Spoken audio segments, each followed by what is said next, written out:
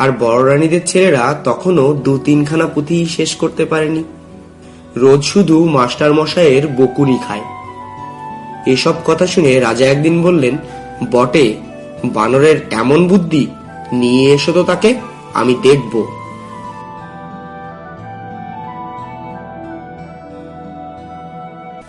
বানরের কিছুতেই ভয় নেই। রাজা ডেকেছেন শুনে সে অমনি তার কাছে উপস্থিত হলো। বানরকে দেখে আর তার কথাবার্তা শুনে রাজার এমনি ভালো লাগলো, তিনি আর কিছুতেই ছোট রানীকে কুঁড়ে ঘরে ফেলে রাখতে পারলেন না। আবার বাড়িতে আনতেও ভরসা পেলেন না, পাছে বড় রানীরা কিছু বলেন। তাই তিনি ছোট রানীকে রাজবাড়ির পাশেই একটা খুব সুন্দর বাড়ি করে দিলেন। সেই বাড়িতে তখন থেকে ছোট রানী তার বানর ছেলেকে নিয়ে থাকতে শুরু করলো। আর টাকা কড়ি যত লাগে রাজার লোক এসে দিয়ে যায়। লোকে তার বাড়িটাকে বলে বানরের বাড়ি।